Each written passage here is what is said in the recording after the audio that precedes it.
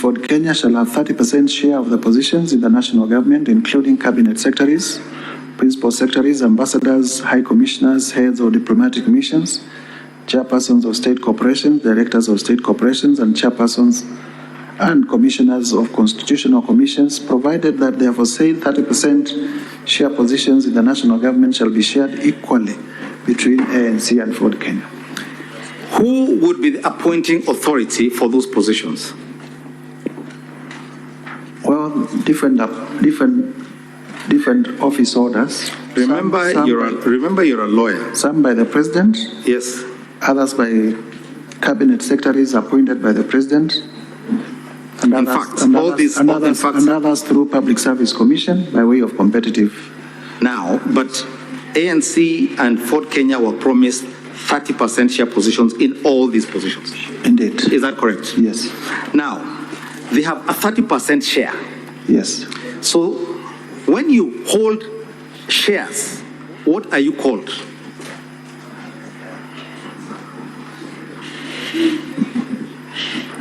Okay. In a company, they are called shareholders. I do not know what they are called in a political party. I'm talking about English. When you hold shares, what are you called? Shareholder. Thank you very much. So ANC and Ford Kenya are 30% shareholders in Kenya Kwanza, correct or not? They are 30%. You have just told us when you hold shares, you're a shareholder. Please, Mr. Mutese, do not fear. Speak the English. Okay, they are 30% shareholders. They are 30% shareholders? Yes. Thank you. Let's go to Article 22. But not in a company. Mr. Mutese, please answer the questions when you asked. Let's go to Article 22. My apologies. Let's go to Article 22. Please read paragraph, the one that begins with pursuant. Pursuant to the principles of equity, national development, and fair allocation of national resources, the Kenya Kwanza Alliance administration shall endeavor to fulfill the following development obligations in the ANC and Ford Kenya strongholds of Western Kenya within the electoral period starting 2022 and ending in 2077 on a priority basis. Stop there. Please tell me, what are the ANC and Ford Kenya strongholds in Western Kenya? As a member of the coalition, please tell us. Come again. What are the Ford Kenya and ANC strongholds in Western Kenya? Western Kenya. Yeah. Read for us the counties. Oh, you want counties? Of course. That would be the county of Bungoma, the county of Kakamega, the county of Vihiga, the county of... which other one? I am the questioner, you're the motion mover. Please answer. Now, primarily those ones. These are priority projects for one region, correct? Yes. And this is a shareholders agreement, correct? This is a coalition agreement. Coalition agreement. It says shares. You just told us that yourself. Because it has a heading. Now, let's read the projects. Go to A. Completion of all existing incomplete or stalled bitumen road projects within the aforesaid counties is at 9th August 2020. Let's stop. These are projects for one region, correct or not? Yes. Would you say, as you have alleged here, that by Kenya Kwanza focusing on one region, certain projects, what you're accusing the deputy president of saying must be implemented, how does that cause disunity or ethnic strife? As a member of Kenya Kwanza, you're a member, you're the ones who saying this. Tell us what you had in mind. This is in promotion of regional inclusivity of all regions in the national development. But we're talking about Western here. Can you please show me in this document where other regions are mentioned? Please go through it quietly. Take a minute. It ends at page 433. It starts at page 418. Show me one other region mentioned there by name in the whole document.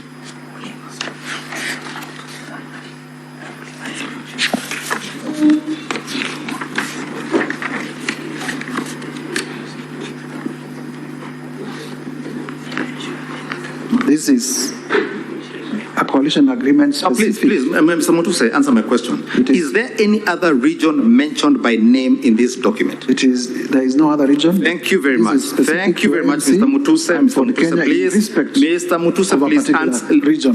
Focus to my question. Is there any other region? Not in this document. Thank you very much. That was my simple question. Let's go to page 434.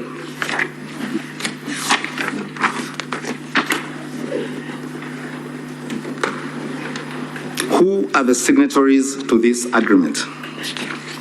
Several. Name them. William Ruto, Yes. Musalia Mudavadi, Yes. Moses Wetangula, Veronica Maina, Simon Gikuru, and Chrysanthus Wamalo.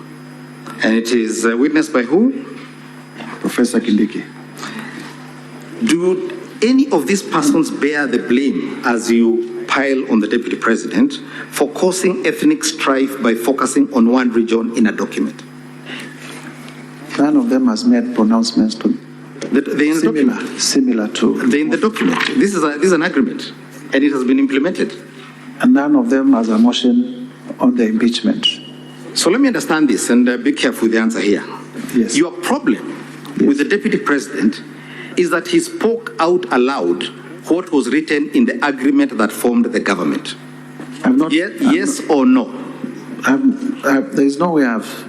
No, yes or no, Mr. Mutese? The deputy president has not said the people of Western have not been given what. No. He spoke about shares. We've read. He said everybody deserves their share. So it is in the agreement you've confirmed. But we have also to be faithful to the agreement. We have to be faithful to an agreement that gives shares. A coalition agreement. But we mustn't talk about it. The deputy president is not accused of saying the people of Western Kenya have not gotten their share. Let us go back to your document, Mr. Mutese. Please. Go back to page 7. Page 7 of volume? Page 7 of volume 1.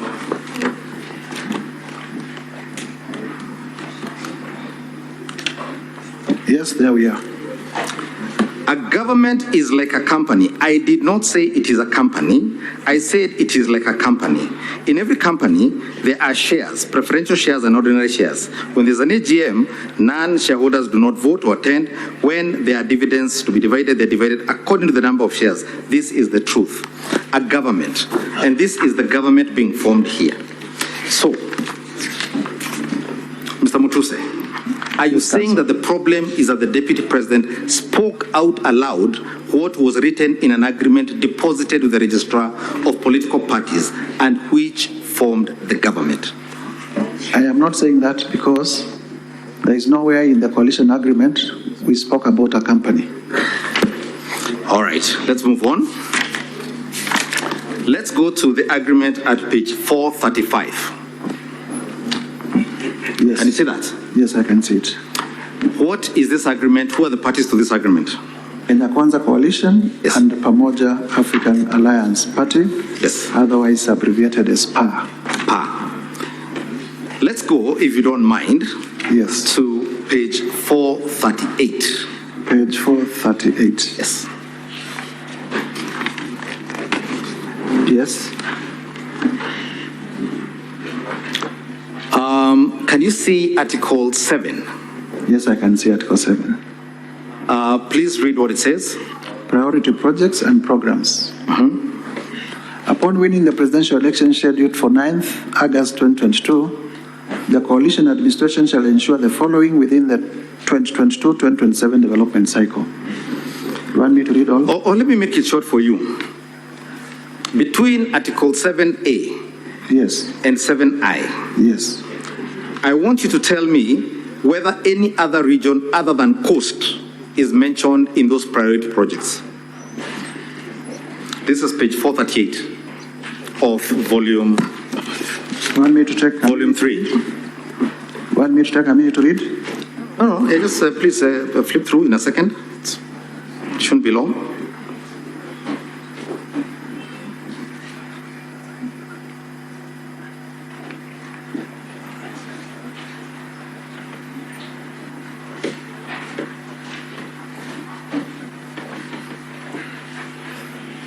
Let me help you. There's none. All of them deal with coast. Can you see that? D is broad. It says involve local communities in the management, benefit sharing of the resources associated with the blue economy. Do you know what blue economy refers to? Yes, I do. Is there a blue economy in Makueni? There is a blue economy in Kisumu. Very good. So this deals, other than the D, the rest of it is all coast. Well, reverse operational changes that have been carried out in the recent past, whose effect has been to relocate some of the core activities, well, basically coast, but also with a national, with a national nature. You can read them for yourself, they're coast. Now let's go with me to Article 8 at page 439. Page 439, Article 8. 8A. It says that PAR shall nominate a candidate for the Speaker of the Senate. Can you see that? Yes, I can see that. Page 439, paragraph 8A. You can see that? Yes, I can see that. Did the candidate nominated by PAR in fact become the Honorable Speaker of the Senate? Indeed. He did. Let's go to Article 9. Please read Article 9A. Sharing of responsibilities in the national government. Upon the coalition winning the presidency of the Republic of Kenya in the general election scheduled for 9th, PAR shall submit one qualified nominee for appointment as principal secretary in accordance with the applicable law and procedure for appointment. So PAR was allocated one principal secretary position as its share of national government. Is that correct? According to this agreement, yes. Thank you. Let's go to a very interesting one. Go to paragraph 9C.